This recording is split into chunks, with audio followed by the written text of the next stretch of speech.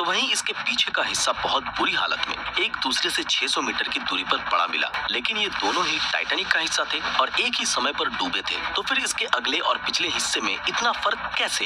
यानी 14 अप्रैल की रात आइसबर्ग से टकराने के अलावा टाइटैनिक के साथ और भी कोई बड़ा हादसा हुआ जिसने इसके पिछले हिस्से को ज्यादा नुकसान पहुंचाया। लेकिन क्या?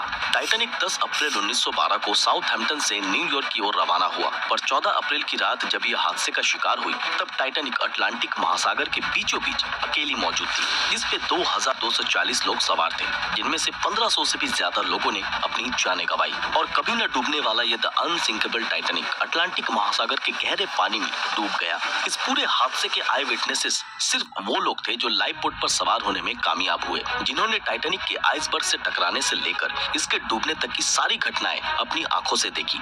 आरएमएस कार्पेथिया टाइटैनिक के डूबने के 1.5 घंटे बाद हादसे की जगह पहुंची और वो भी खुशकिस्मती थी कि उन्हें टाइटैनिक से भेजा गया इमरजेंसी सिग्नल मिल पाया, वरना जो लोग लाइफ बोट में सवार थे वो इतने हार्श कंडीशन में जिंदा नहीं बच पाते। और टाइटैनिक का हादसा कैसे हुआ इसके बारे में दुनिया कभी जान नहीं पाती। शुरुआती जांच में इस हादसे के बारे में कुछ भी पता नहीं चल पाया, लेकिन इसमें बचे लोगों ने ये बताया कि शिप एक विशाल आइसबर्ग से टकराया था। हादसे की जगह पाए गए आइसबर्ग को देख और उस पे लगे टाइटैनिक के रेड पेंट से इस बात की सच्चाई साबित हुई। आई विटनेस की बातें सुनकर और मिले सबूतों के अनुसार रिपोर्ट में ये बताया गया कि टाइटैनिक के राइट साइड पर आइसबर्ग के टकराव से 300 फीट लंबा होल बन चुका था। वहीं जिंदा बचे लोगों ने ये बताया कि पूरे शिप को डूबने में 2.5 घंटे लगे थे। रिसर्चर्स तो ये मानते हैं कि अगर आइसबर्ग ने टाइटैनिक में 300 फीट का होल बनाया होता तो इसे 2.5 घंटे में नहीं बल्कि कुछ मिनटों में ही डूब जाना था। लेकिन इसकी असली सच्चाई क्या थी उस वक्त मालूम ना पड़ सका। सच जानने के लिए इसे ढूंढने की जरूरत थी और सैकड़ों सर्च ऑपरेशन के बाद आखिरकार 1985 में ओशियानोग्राफर रॉबर्ट बलार्ड और उनकी टीम ने